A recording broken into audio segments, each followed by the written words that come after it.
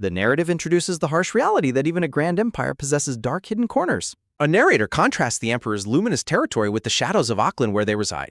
The blue-shrouded figure announces their arrival and instructs the black-haired man to proceed inside. Vibrant blue magical energy swirls against the stone, marking a transition into the hidden depths. Footsteps resonate through the dark corridor as a descent begins down the winding stone staircase. Reaching the base of the stairs, the black-haired man reacts with sudden, sharp surprise. Two hooded subordinates kneel and offer a formal greeting to the man they call master. The man questions their identity and the subordinate affirms their loyalty while awaiting further clarification. The gray-hooded subordinate explains the standing order to show the green-haired woman no mercy. He realizes that his own dark connections as Deculine were responsible for orchestrating this plot. He notes with satisfaction that no immediate death variables are appearing from his present subordinates. Despite their outward obedience, he senses a deep-seated lack of goodwill coming from the subordinates. He commands his followers to take him directly to where they are keeping Rowena. A woman sits bound to a chair, her head completely obscured by a heavy cloth bag. The subordinates report that a toxin has been used to temporarily seal the prisoner's magical abilities. He contemplates the fallout of Rowena's kidnapping, knowing his own underlings carried out the act. He observes a dark aura manifesting as the unconscious woman falsely identifies him as the mastermind. He considers how to dismantle this dangerous misunderstanding and prevent a catastrophic outcome for himself. A subordinate presents him with a document, indicating there is something important for him to see. He examines the papers, identifying the object as a detailed ledger of past criminal activities. Shock and realization hit him as he discovers the true depth of his character's history. A tense silence falls over the dungeon as he processes the gravity of the evidence. He clarifies that the document has resolved his indecision, prompting a confused reaction from his subordinate. He orders everyone to leave the room so he can speak with the prisoner in private. The subordinates exchange silent glances as they prepare to obey the master's unexpected request. They acknowledge the command and begin their exit, leaving the man alone with his captive. A focused and somber expression settles on the man's face as he faces the task ahead. The prisoner begins to stir and groan as she slowly emerges from her forced unconscious state. With a sharp gasp, the hood is removed, revealing the captive to the dim light. The green-haired woman with glasses glares with intense suspicion as she begins to wake up. Rowena recognizes her captor and screams his name in a fit of pure, unadulterated rage. She shouts threats about her imperial rank while Deculine simply calls her name to command attention. He warns her to speak carefully, pointing out her current state of confinement and lack of magic. She stares at him with bared teeth, her eyes filled with cold and vengeful fury. A sound of frustration escapes her as she struggles fruitlessly against the ropes binding her. She questions if his actions are fueled by lingering resentment from their past academic career competition. A memory surfaces of a past decision granting Rowena the position of a senior professor. Overwhelmed by the memory and recurrent plight, the green-haired woman cries out in agony. A sharp reaction of shock and realization punctuates the tense atmosphere within the stone cell. Rowena demands to know the reason for her kidnapping, but he claims it was unavoidable. He believes this drastic measure is the most effective path toward nullifying his own fated demise. A system message confirms that this is the only path to successfully removing the death variable. The man maintains a stoic and cold demeanor while facing the weeping woman before him. A heavy silence lingers as the scene shifts, marking a pause in the confrontation. Sharp green exclamation marks highlight a sudden realization or a shift in the prisoner's perspective. He reflects on events from a short while ago that shaped his current understanding. A grim montage displays a history of violence and extortion carried out in his name. He understands now that some conflicts are too deep to be resolved through peaceful negotiation alone. His eyes narrow as he concludes that his words will no longer reach the woman. The final realization hits that Rowena's deep-seated hatred is a force that will never truly fade. The black-haired man watches the bound, green-haired woman struggle fruitlessly against her thick ropes. He reflects on the necessity of her survival, noting her positive influence on his primary quest. He decides to manipulate her into cooperation by leveraging something significant he once took from her. The man questions her presence in the capital, reminding her that he previously forbade her return. The green-haired woman defends her return, arguing that her settled debts should have ended their conflict. He dismisses her claims as irresponsible while she desperately insists that every coin and interest was paid. He scoffs at her certainty, looming over her while a confused silence fills the dungeon cell. He explains the brutal reality of compound interest, revealing that her original debt has multiplied exponentially. He threatens to seize her imperial residence as collateral, leaving the woman paralyzed with sudden mounting dread. She protests against the unfairness of the law, but he calmly admits the contract contains predatory terms. A hidden clause in the document reveals a complex scheme designed to trap the unwary in debt. He admits that he must continue playing the part of a villain to maintain his necessary leverage. He offers her a singular way out of her predicament, piquing her interest despite her obvious suspicion. He promises to wipe the slate clean if she assists him in securing the position of chairman. A heavy silence follows his proposal as the woman stares in wide-eyed shock at his unexpected demand. He specifies that she must support his rise while serving in her capacity as a senior professor. A bead of sweat rolls down her face as she processes the gravity of his coerced alliance. He notes her history of broken promises and determines that a formal binding pledge is strictly required. He presents a new document for her to sign, ignoring her complaints about his forceful, domineering methods. A quick thud sounds as he drops the contract before her and commands her to read it. He outlines the strict conditions, requiring her absolute silence and 5 years of unwavering, dedicated service. She screams in outrage at the extreme penalty of core destruction, calling the entire agreement total nonsense. He begins to walk away, casually mentioning a reward for her compliance that stops her mid-shout. He offers to return her family's secret magic, a prize that leaves her staring in stunned, speechless disbelief. The mention of her lost heritage leaves the green-haired woman frozen with the look of pure astonishment. He reflects on the stolen heirloom, knowing it represents both her family's legacy and her deepest resentment. He exits the cell while telling her to weigh her options carefully before making a final decision. The heavy door swings shut, leaving the woman alone in the dark to contemplate her grim future. A loud thud echoes through the hallway as the heavy stone door is finally sealed shut. The sound of rhythmic footsteps follows as he ascends the winding stairs away from the dungeon depths. He wonders if his gamble will pay off and finally neutralize the threat to his own life. A systems alert chimes, confirming the removal of a death variable and granting him new shop currency. A subtle, satisfied smirk plays across his lips as he realizes his plan is working perfectly so far. He encounters his two hooded subordinates who react with visible startlement at his sudden, quiet reappearance. He stands before the pair while blue magical energy pulses faintly from the doorway behind him. He regards the siblings with a cold, measuring gaze as they wait for his next set of instructions. He briefly acknowledges their successful efforts, causing the hooded woman to look up in genuine, wide-eyed surprise. He turns to depart, but they call out to stop him, confused by his abrupt and silent exit. The male subordinate demands that he honor his prior commitments instead of just offering empty, dismissive words. The woman reminds him of his specific promises regarding their payment and the gift of their freedom. A sharp crack sounds as the brother strikes his sister to silence her outburst before their master. The woman collapses to the stone floor while her brother harshly commands her to hold her tongue.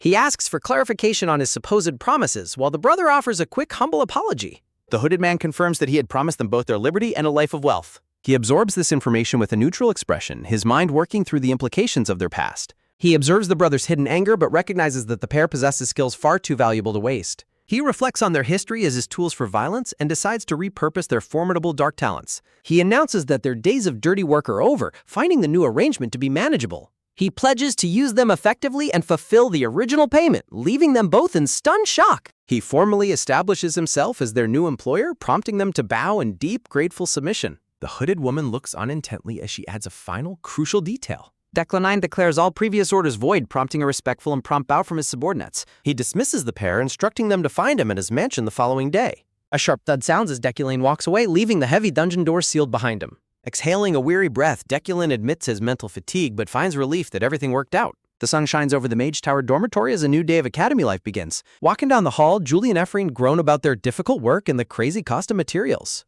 Ephraim stops in her tracks, asking if that looks like a magic circle to the red-haired Julie. A low hum fills the hallway as the girls approach a strange and glowing red sight. Ephraim identifies the unidentified magic circle from the start of the semester, wondering why it was never erased. With a sharp crackle, red energy snatches a nearby student as the two girls cry out in alarm.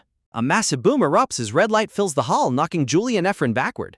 Crackling red electricity surges across the dormitory building, creating a terrifying and dangerous magical phenomenon. A black car speeds through the city streets, its engine letting out a low, rhythmic vroom. Deculane asks Ren if being a driver is manageable, and simultaneously the young man affirms his master's question. Deculane remains silent in the back seat, his mind focused on the mounting tasks yet to come. Deculane reflects on the siblings Ren and Enon, who now serve him at the Eucline mansion. He acknowledges their dark past under his predecessor but vows never to use them like that again. The siblings react with stunned shock as they see the massive amount of gold Deculane has provided. Jeff, the former driver, weeps with joy over his promotion to the head of administrative staff. The driver announces their arrival, and Deculane prepares to step out into the bright afternoon light. Deculane exits the vehicle with his usual poise, his dark coat fluttering in the light breeze. He spots the ominous red energy rising in the distance and reacts with a sharp, focused look. A chime sounds as a system notification confirms the main quest beginning and grants some shop currency. A massive red dome traps the dormitory while a woman screams in terror at the barrier. Ephraim grimaces, noting that Building 3 is primarily occupied by commoners who are now in grave danger. Ephraim tells the road professor they have to go inside, but he panically asks why she is telling him that, prompting her to remind him he is a professor meant to save people. Ephraim asks Professor Sierra if he is in the destruction field, but he stammers about having a weak body while the other man notes the chairman went to the floating island. Ephraim lets out a sharp click of her tongue, disgusted by the cowardice of the present professors. Ephraim tells Julie to take her bag because she is going inside to save her friends despite the other girls' protests. A firm command to stop rings out, halting Ephraim as she turns back toward the voice. The girls look up in surprise as the blonde-haired Sylvia arrives to confront the magical barrier. Sylvia tells Ephraim that she has no time for nitpicking and orders her to stay quiet if she will not help. Ephraim fumes at the cowardice of the professors, feeling utterly exhausted by their repeated, pathetic failures. She notes how the nobles always act proud until a crisis leaves them panicking and doing absolutely nothing. Ephraim prepares to act, but she is interrupted by a sharp command to stop what she is doing. Sylvia dismisses Ephraim's complaints with cold arrogance, claiming she is not interested enough to even pick on her. Sylvia tells Ephraim not to get excited and to watch carefully, leaving the gray-haired girl utterly confused. Brilliant streaks of color swirl as Sylvia's magic strikes the red barrier, leaving Ephraim in wide-eyed awe. Sylvia explains that the barrier contains demonic energy and scattered mana, making standard magical approaches ineffective. Sylvia warns Ephraim that this is beyond a mere debutante skill and tells her to hold back. Ephraim grinds her teeth in frustration, her face contorting as she struggles with her own mounting helplessness. Ephraim's eyes widen in shock as a new and powerful presence arrives at the scene of chaos. Ephraim screams Deculane's name as he walks calmly toward the barrier with a glowing blue artifact. Deculane declares that the commotion has gone too far, his expression cold and strictly focused on the task. The black-haired man stops before the red energy wall while the students and professors watch him silently. Deculane remains silent as he assesses the barrier, his analytical gaze searching for a single viable weakness. System windows reveal that he lacks enough information to use his understanding trait efficiently against the barrier. Deculane draws a powerful staff, deciding to use his family's bloodline trait for exorcism and purification. A sharp cry of alarm sounds as the crowd reacts to the sudden and brilliant display of magic. The mustached older man shouts for everyone to hold their breath as red mist spreads. A heavy thud echoes as students collapse, overwhelmed by the sudden surge of crimson magical energy. A rhythmic tap sounds as Deculane enters the room, drawing a startled cry from a student. The crowd watches in shock as Deculane calmly walks directly into the heart of the barrier. A low, eerie hum fills the grand hall while the red energy pulsates through the air. A sharp crackle erupts as the barrier reacts violently to Deculane's presence within the dorm building. Deculane dashes forward with his briefcase while the red-haired dorm supervisor watches him with wide-eyed alarm. The huddling students cry out in relief, believing Deculane has arrived to save them from death. Deculane asks if the group is complete, learning that more trapped students remain on the floors above. The red-haired supervisor warns him of the danger, but he confidently states he has a solution. A faint whir sounds as Deculane's blue crystalline shards begin to glow and float into the air. A loud room echoes as the shards zip through the hall, guided by Deculane's precise psychokinesis. Deculane promises the gathered students that he will locate the remaining survivors very shortly. A sharp whish sounds as Deculane reflects on his diligent training despite the many recent incidents. A chime sounds as the system displays his progress in psychokinesis and mental reinforcement magic. Shirtless and sweating, Deculane senses a disturbance as his shards react to his focused mental commands. Deculane notes with satisfaction that he has finally earned a significant bonus from the game system. Returning to the present, Deculane announces he has found the survivor, startling the red-haired supervisor. Deculane utilizes the detection function of his wooden steel shards to perceive students trapped behind walls. A massive whir sounds as Deculane activates a second sensory organ that transcends physical space. Relief students embrace and weep, thankful for their rescue as Deculane maintains his cold, professional composure. Deculane reflects on how his new sensory ability made locating the trapped commoners an effortless task. He observes students coughing and realizes they cannot survive much longer in this demonic environment. A sharp gasp escapes as Deculane pauses, struck by a sudden realization about the barrier's nature. He concludes that such a complex barrier must have a hidden caster nearby acting as a switch. His gaze sweeps across the huddling survivors, suspecting the culprit is hiding in plain sight. A soft hum sounds as Deculane prepares his shards, narrowing his eyes at the suspicious crowd. A quick whish sounds as the shards accelerate, causing the panicked students to scream in terror. Deculane's eyes widen as he spots a telltale sign of magic coming from a specific individual. A cold, predatory look crosses Deculane's face as he zeroes in on his target with absolute certainty. A firm declaration echoes through the hall as Deculane finally identifies the person behind the chaos. He scans the group, certain that the malicious caster is lurking among the very people he saved. A low whir sounds as Deculane begins his final move to expose the hidden dark mage. Shards swirl in a blue blur as the students scream, confused by their savior's sudden aggression. A student with pink pigtails is knocked aside as the shards home in on the supervisor. A sharp crackle fills the air as magical energy is violently stripped away from the culprit. A subtle smirk plays on Deculane's lips as he quietly confirms that he has caught her. Deculane levels his wand at the red-haired woman, calling her out as the traitorous dorm supervisor. She tries to play innocent, but Deculane coldly warns her that excuses will no longer work. He points out the magical residue flowing from her hair, ending her charade as she starts sweating. A dark, twisted aura manifests as a student realizes their teacher is actually a mage from ashes. A sharp glare from the red-haired woman signals that her mask of kindness is completely shattered. Narration explains that Ashes is a pillar of the magic world that most respectable mages despise. The supervisor scoffs, revealing her affiliation with the group of illegal dark mages known as the Ashes. Adjusting her glasses, the woman tells Deculin he is missing a critical piece of the puzzle. A low hum sounds as green flames erupt from her hands, signaling the start of a duel. She declares that those from the Ashes show no mercy to anyone who insults their name. A loud boom sounds as blue magical rays lift the students and supervisor into the air. Deculin remains unfazed as the students float helplessly behind him during the supervisor's violent outburst. The supervisor lunges forward with green fire, mocking Deculin for remaining so relaxed during her attack. The red-haired woman screams a murderous command as she launches a massive wall of fire. Her attention is taken by a sudden intense heat sounding as Deculin's eyes focus narrowly. A loud clang echoes through the hall as fire swirls around Deculin, surprising the supervisor. Deculin asks if she thinks he is relaxed, mocking her small flames despite her promise of no mercy. The supervisor scoffs that her previous attack was just a greeting and wonders if she made a mistake. A sharp swish sounds as the red-haired woman launches a blue magical spear at the professor. A sudden pop rings out as Deculin effortlessly shatters the supervisor's blue magical projectile. The woman shouts for him to take her attack, insisting she has not made any mistake.